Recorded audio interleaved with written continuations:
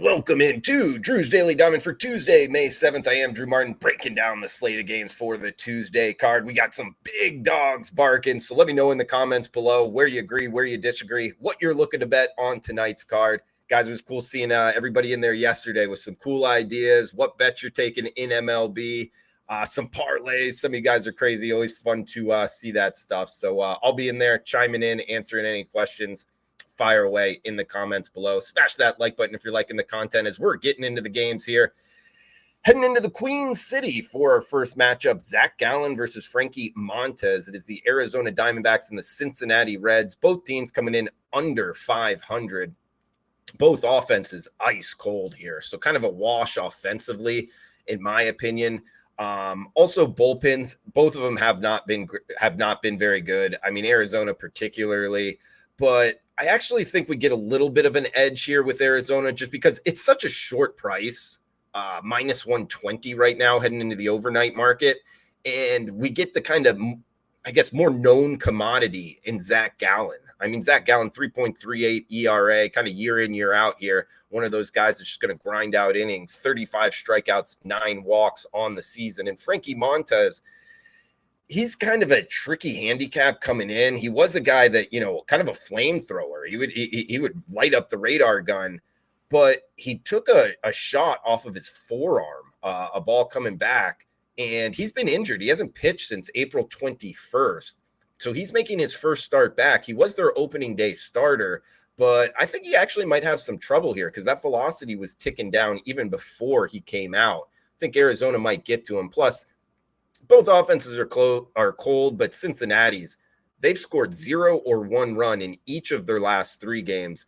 They've scored 4 runs total in their last 4 games. So they're not scoring right now. At just 20 cents, listing Zach Gallen as the starter. That's the side to start us off here, guys. D-backs in Cincinnati. Heading from Cincy to Philly here as we get the Toronto Blue Jays and the Philadelphia Phillies up next.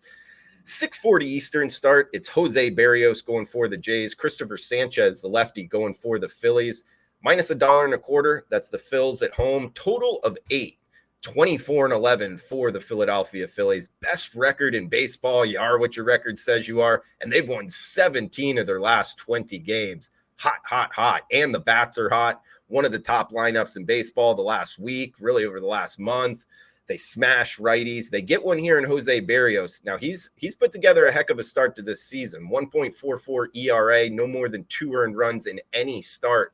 But he hasn't faced a lineup like Philadelphia. He's kind of had a weaker strength of opponent to this point in the season. Plus the Jays, last place in the AL East. They've lost 4 of 5 coming in.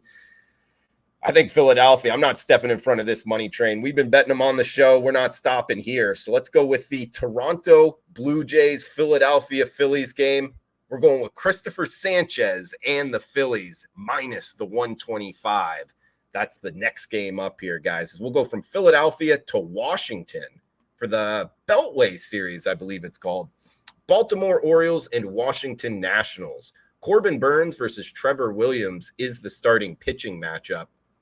This one's starting 6:45 Eastern time, minus 200. Heavy favorites here. That's the O's with Burnes on the hill. They have won 4 straight. They're first place in the AL East, up 6 units on the season. The thing here is the Washington Nationals playing 500 baseball. They're up 9 units on the season. You got to remember that. But betting baseball here, guys, when you're getting plus prices, you can really rack up some money. And they've been padding the bankroll if you've been betting the Nationals. So 500 on the season, 7-3 their last 10 games. And they got Trevor Williams on the hill. Up against Corbin Burnes, yeah, you got to give the edge to Corbin Burnes, but is it worth minus 200? In my opinion, no. I mean, Burnes has a 2.6 ERA coming in. Trevor Williams has a 2.27 ERA, just 2 earned runs in his last 16 innings pitched. He's not going to light up the radar gun like Corbin Burnes. He's not as sexy, not as known, not the known commodity, but he's been grinding out innings himself. And I think this guy, Trevor Williams, we bet on him on last week's show if you were watching, as big underdogs, plus 170. They cashed. I think they might cash here again, guys, almost plus 180. In the overnight market, plus 178 right now. A couple other angles I really liked about this game is the Nationals offense, their bats, if you go to Baseball Reference, you can kind of split it into versus finesse pitchers and power pitchers. Well, Corbin Burnes, he qualifies as a power pitcher, fastball, slider, coming right at hitters, lighting up the radar gun. They're actually 100 team OPS points higher against power pitchers. So I actually think that helps them going against a guy like Burnes here. Plus the fact they've been cashing big tickets all year long. I mean, +9 units. Actually, their last time they were catching +180 in this price range. They won 9-3 over the Blue Jays. So I think we get them here again, guys. They've been better against righties. They get a righty here. Let's go with the Nats. +178 against the close rival in the Baltimore Orioles in this interleague matchup. Heading down the list here, we got the New York Yankees hosting the Houston Astros. It's Lucas Gill going for the Bronx Bombers. We get Justin Verlander, the starter for the Astros. 7 in the hook being the total, -115. That's the Yankees at home. Houston comes in 12-22 on the season. The New York Yankees won 3 straight against the Detroit Tigers, sweeping them at home. They're 11-5 at home, and compare that to the Astros, 5-10 on the road. They've really struggled here, particularly on the highway. Now, Verlander, his overall stats, just 3 starts. Remember, he started this season on the IL. 2.08 ERA. He has had some control issues, 7 walks in his last 2 starts. His last start, Verlander went off as the -177 favorite, and they actually lost that game. Might speak to them being a little bit overpriced. Well, the Astros have been overpriced, maybe particularly with Verlander on the hill his last time out. And Gill, pretty much a 3 ERA, 3.1. Good lineups that he's faced in his last time out. 6 innings, 0 earned runs, only 2 hits given up to a good Baltimore Orioles lineup, guys. I like New York here. I think we get the better lineup, the hotter lineup. They've crushed righties, and we get the better bullpen, late innings. Only laying 15 cents here. Remember, this Astros team, it says Astros on the uniform, but they're just, 12-22 on the season. Let's go with the Bronx Bombers at home. Lay the 15 cents here. Next one up, we get the Boston Red Sox heading to the ATL to take on the Braves. Interesting handicap in this one, guys. 7:20 Eastern start. 19-16 for the Red Sox, 20-12 for the Braves. But keep in mind, the Braves just got swept by the LA Dodgers. They also lost 2 of 3 against the Seattle Mariners. So they lost 5 of 6 on this recent road trip in Los Angeles and in Seattle. Could they bounce back at home? Yeah, they could, maybe, but maybe not. They're not seeing the ball well at all. This is a bottom 3 lineup by team OPS the last week. So they've been ice cold, and they're up against the Red Sox here, who just snapped the Minnesota Twins 12-game win streak. They've also played really good road baseball, 12-7 on the highway, and they got Cutter Crawford on the hill. 1.5 ERA. He has 40 strikeouts on the season. His last 3 or 4 starts, he's gone 6 or 7 innings in all of them. He's up against Ronaldo Lopez. Similar numbers here for Lopez. 1.5 ERA, 31 strikeouts.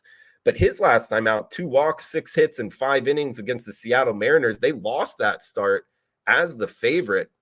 And again, guys, another one, it's just the Red Sox lineup is hot. The Braves lineup is cold right now. And if you condense the bullpen numbers, the Red Sox actually have the better bullpen over the last 20 days.